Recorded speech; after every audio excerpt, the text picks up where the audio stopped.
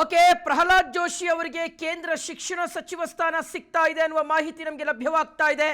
ಹೆಚ್ಚುವರಿ ಜವಾಬ್ದಾರಿಯನ್ನ ಪ್ರಹ್ಲಾದ್ ಜೋಶಿ ಅವರಿಗೆ ನೀಡಲಾಗ್ತಾ ಇದೆ. ಹೆಚ್ಚುವರಿ ಜವಾಬ್ದಾರಿಯನ್ನ ಪ್ರಹ್ಲಾದ್ ಜೋಶಿ ಅವರಿಗೆ ನೀಡಲಾಗ್ತಾ ಇದೆ ಅನ್ನುವ ಮಾಹಿತಿ ಲಭ್ಯವಾಗ್ತಾ ಇದೆ. ಸೊ ಪ್ರಹ್ಲಾದ್ ಜೋಶಿ ಅವರಿಗೆ ಕೇಂದ್ರ ಶಿಕ್ಷಣ ಸಚಿವ ಸ್ಥಾನ ಸಿಗ್ತಾ ಇದೆ ಅನ್ನುವ ಮಾಹಿತಿ ಸಿಗ್ತಾ ಇರತಕ್ಕಂಥದ್ದು. ವೀಕ್ಷಕರೇ, ಇವತ್ತು ಧರ್ಮೇಂದ್ರ ಪ್ರಧಾನ್ ಅವರು ರಾಜೀನಾಮೆಯನ್ನ ಕೊಟ್ಟರು. ಇದರ ನಡುವೆ ಈಗ ಹೆಚ್ಚುವರಿಯಾಗಿ ಪ್ರಹ್ಲಾದ್ ಜೋಶಿ ಅವರಿಗೆ ಕೇಂದ್ರ ಶಿಕ್ಷಣ ಸಚಿವ ಸ್ಥಾನವನ್ನ ನೀಡಲಾಗ್ತಿದೆ. ಆಲ್ರೆಡಿ ಪ್ರಹ್ಲಾದ್ ಜೋಶಿ ಅವರು consumer affairs, food and public distribution ಸಚಿವರಾಗಿ ಕೆಲಸ ಮಾಡ್ತಾ ಇದ್ದಾರೆ.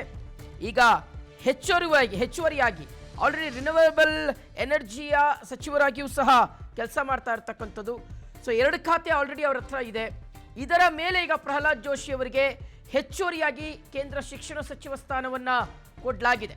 ಸೊ ಅಂದರೆ ಈಗ ಆ ಒಂದು ಖಾತೆಯನ್ನು ಖಾಲಿ ಬಿಡೋದು ಬೇಡ ಅನ್ನೋ ಕಾರಣಕ್ಕೋಸ್ಕರ ಮತ್ತು ಮುಂದೆ ಒಂದಷ್ಟು ರಿಫಾರ್ಮ್ಸನ್ನು ತರಬೇಕಾಗಿದೆ ಈ ಒಂದು ಇಲಾಖೆಯಲ್ಲಿ. ಮತ್ತು ಈಗ ಸಂದಿಗ್ಧ ಪರಿಸ್ಥಿತಿ ಈ ಕ್ಷೇತ್ರದಲ್ಲಿ ನಿರ್ಮಾಣ ಆಗಿರುವಂಥ ಹಿನ್ನೆಲೆಯಲ್ಲಿ ಅದನ್ನು ಹಾಗೆ ಖಾಲಿ ಬಿಡೋದು ಬೇಡ ಅನ್ನೋ ಕಾರಣಕ್ಕೋಸ್ಕರ ಧರ್ಮೇಂದ್ರ ಪ್ರಧಾನ್ ಅವರು ರಾಜೀನಾಮೆ ಕೊಟ್ಟಿರ್ತಕ್ಕಂಥ ಆ ಒಂದು ಸ್ಥಾನಕ್ಕೆ ಈಗ ಪ್ರಹ್ಲಾದ್ ಜೋಶಿ ಅವರು ಬರ್ತಾ ಇದ್ದಾರೆ. ಪ್ರಹ್ಲಾದ್ ಜೋಶಿ ಅವರಿಗೆ ಹೆಚ್ಚುವರಿಯಾಗಿ ಈ ಒಂದು ಸ್ಥಾನವನ್ನು ನೀಡಲಾಗ್ತಾ ಇದೆ. ವೀಕ್ಷಕರೇ, ಪ್ರಹ್ಲಾದ್ ಜೋಶಿ ಅವರು ಆಲ್ರೆಡಿ 2 ಖಾತೆಗಳನ್ನು ನಿಭಾಯಿಸ್ತಾ ಇದ್ದಾರೆ. ಇದ್ರ ಜೊತೆಗೆ ಈಗ ಕೇಂದ್ರ ಶಿಕ್ಷಣ ಸಚಿವ ಸ್ಥಾನವನ್ನು ನೀಡಲಾಗಿರ್ತಕ್ಕಂಥದ್ದು. ಆಮೇಲೆ ಇದೇ ಪರ್ಮನೆಂಟ್ ಆಗಿ ಮುಂದುವರಿಯುತ್ತಾ ವಿಡೋನು ಗೊತ್ತಿಲ್ಲ. ಯಾಕೆಂದರೆ ಸದ್ಯದಲ್ಲೇ ಕೇಂದ್ರ ಸಚಿವ ಸಂಪುಟ ಪುನರ್ರಚನೆಯಾಗುವಂಥ ಸಾಧ್ಯತೆ ಇದೆ ಅಂತ ಹೇಳಲಾಗ್ತಾ ಇದೆ. ವೀಕ್ಷಕರೇ, ಹಾಗೆ ನೋಡಿದರೆ ಧರ್ಮೇಂದ್ರ ಪ್ರಧಾನ್ ಅವರನ್ನು ಆ ಸಂದರ್ಭದಲ್ಲೇ ಕೈ ಬಿಡಬಹುದು ಅಂತ ಹೇಳಲಾಗ್ತಾ ಇತ್ತು. ಆದರೆ ಅಷ್ಟರಲ್ಲಾಗಲೇ ಈ ಎಲ್ಲ ಹೋರಾಟ, ಪ್ರತಿಭಟನೆಗಳು ಎಲ್ಲ ಸಹ ನಡೆದಿದ್ದರಿಂದ ಕೇಂದ್ರ ಸರ್ಕಾರ ಬೇರೆ ದಾರಿ ಇಲ್ಲದೆ ಧರ್ಮೇಂದ್ರ ಪ್ರಧಾನ್ ಅವರ ರಾಜೀನಾಮೆಯನ್ನು ಪಡ್ಕೊಳ್ಬೇಕಾಯಿತು. ಸೊ ಈಗ ಮುಂದಿನ ಆದೇಶದವರೆಗೂ ಅಥವಾ ಮುಂದೆ ನಿರ್ಧಾರ ತೆಗೆದುಕೊಳ್ಳುವವರೆಗೂ, ಮುಂದಿನ ಸಚಿವ ಸಂಪುಟ ಪುನರ್ರಚನೆ ಆಗುವವರೆಗೂ ಸಹ ಪ್ರಹ್ಲಾದ್ ಜೋಶಿ ಅವರನ್ನು ಈ ಒಂದು ಸ್ಥಾನದಲ್ಲಿ ಮುಂದುವರಿಸುವಂಥ ಸಾಧ್ಯತೆ ಇದೆ. ಒಂದು. ಎರಡನೆಯದು, ಸಚಿವ ಸಂಪುಟ ಪುನರ್ರಚನೆ ಆದ ಬಳಿಕ ಇದೇ ಖಾತೆ ಪ್ರಹ್ಲಾದ್ ಜೋಶಿ ಅವರ ಹತ್ರ ಇರುತ್ತಾ? ಅದಕ್ಕೂ ಉತ್ತರ ಇಲ್ಲ. ಇದೇ ಕಂಟಿನ್ಯೂ ಆಗಬಹುದು. ಅವರ ಬಳಿ ಇರ್ತಕ್ಕಂಥ ಕನ್ಸ್ಯೂಮರ್ ಅಫೇರ್ಸನ್ನು ಮತ್ತು ರಿನ್ಯೂವೇಬಲ್ ಎನರ್ಜಿಯ ಖಾತೆಯನ್ನು ಬೇರೆಯವರಿಗೂ ಹಸ್ತಾಂತರ ಮಾಡಬಹುದು.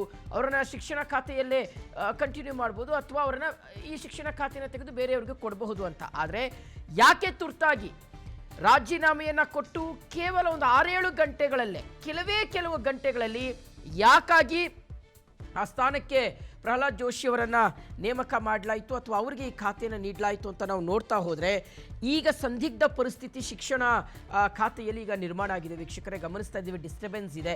ಸೊ ಹಾಗಾಗಿ ಈ ಎಂಟೈರ್ ಇಲಾಖೆಯನ್ನು, ಎಂಟೈರ್ ಖಾತೆಯನ್ನು ಕ್ಯಾರಿ ಓವರ್ ಮಾಡಲಿಕ್ಕೆ ಒಬ್ಬರು ಸಚಿವರಿದ್ರೇ ಒಳ್ಳೆಯದು ಅಂತ. ಅದನ್ನು ಹಂಗೆ ಖಾಲಿ ಬಿಟ್ಕೊಂಡು ಹೋಗೋಕ್ಕಾಗಲ್ಲ. ಕೆಲವೊಂದು ನಿರ್ಧಾರಗಳನ್ನು ತೆಗೆದುಕೊಳ್ಳಲೇಬೇಕಾಗಿದೆ, ಕೆಲವೊಂದು ರಿಫಾರ್ಮ್ಸನ್ನು ತರಲೇಬೇಕಾಗಿದೆ. ಸೊ ಹಾಗಾಗಿ ಆ ಜವಾಬ್ದಾರಿಯನ್ನು ಬಹಳ ಎಫೆಕ್ಟಿವ್ ಆಗಿ ನಿಭಾಯಿಸಬಲ್ಲಂತಹ ಒಂದು ಚಾಕಾಚಕ್ಯತೆ ಪ್ರಹ್ಲಾದ್ ಜೋಶಿ ಅವರ ಹತ್ರ ಇದೆ ಅಂತ ಹೇಳಿ ಅವರಿಗೆ ಒಂದು ಜವಾಬ್ದಾರಿಯನ್ನು ಪ್ರಧಾನಿ ನರೇಂದ್ರ ಮೋದಿ ಅವರು ಕೊಟ್ಟಿದ್ದಾರೆ ಅನ್ನೋದು ಗೊತ್ತಾಗ್ತಾ ಇದೆ. ಕನ್ನಡಿಗರಾಗಿ ನಾವು ಒಂದು ಸ್ವಲ್ಪ ಈ ಸಂದರ್ಭದಲ್ಲಿ ಹೆಮ್ಮೆ ಪಡೋಣ. ಯಾಕೆಂದರೆ ಪ್ರಹ್ಲಾದ್ ಜೋಶಿ ಅವರು ನಮ್ಮ ಕರ್ನಾಟಕದಿಂದ ಆಯ್ಕೆಯಾಗಿ ಹೋಗಿರ್ತಕ್ಕಂಥ ಸಂಸದರು.